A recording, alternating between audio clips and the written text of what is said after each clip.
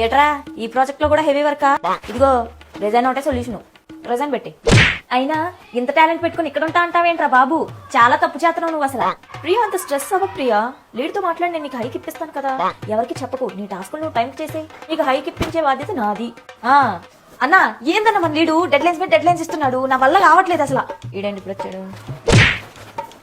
ఒరే నీకు ఎన్నిసార్లు చెప్పాను రా స్ట్రెస్ అవ్వద్దని, మన లీడు మాడు మన ప్రాజెక్ట్ లో ఆడు మళ్ళీ ఎప్పటికీ వెళ్ళడు. అర్జెంట్ గా రిజైన్ పెట్టి నా మాటని. ఒరే రీసెర్చ్ చేసి రీసెర్చ్ లో ఏమని చెప్పారో తెలుసా, 80% పీపుల్ ఇలా రిజైన్ పెట్టక రిగ్రెట్ ఫీల్ అవుతున్నారంట. అందులో 1% నువ్వు ఎందుకురా అవ్వడం, అర్జెంట్ గా నేను చెప్పినట్టు రిజైన్ పెట్టి. ఈ ఆఫీస్ పాలిటిక్స్ లో మనం ఎలాగో నెగ్గలేం, నా మాటిని రిజైనేగా. ఇప్పుడు నువ్వు గానీ షిఫ్ట్ కొట్టావనుకో, ఇక్కడికన్నా వాళ్ళ శాలరీ నీకు వస్తుంది, అప్పుడు అక్కడ ఇదే రాయించుకొని కొట్టుకున్నా హ్యాపీయే కదా. అది తెలిసిన హెచ్ఆర్ ఉన్నారు, పంపించమంటావు రెజ్యూమే. నీ గర్ల్ ఫ్రెండ్ కూడా టైం ఇవ్వలేకపోతున్నావు, అర్జెంట్ నువ్వు రిజైన్ మెయిల్ పెట్టు, ఫార్వర్డ్ చేయమంటావా? రే రాకి నువ్వు ఫార్వర్డ్ చేయరా మెయిల్, ఇటు పెట్టిస్తాను చేత రిజైన్ మెయిల్. అన్న ఏందన్నా ఈ కంపెనీలో ఎంత పని చేసినా రికగ్నిషన్ ఉండట్లేదు, చిరాకు వస్తుంది నాకు. ఇది ఒక వేస్ట్ కంపెనీ అని ముందు నుంచే చెప్తున్నాను నీకు, నా మాటిని. అర్థమైంది, రిజైనేగా.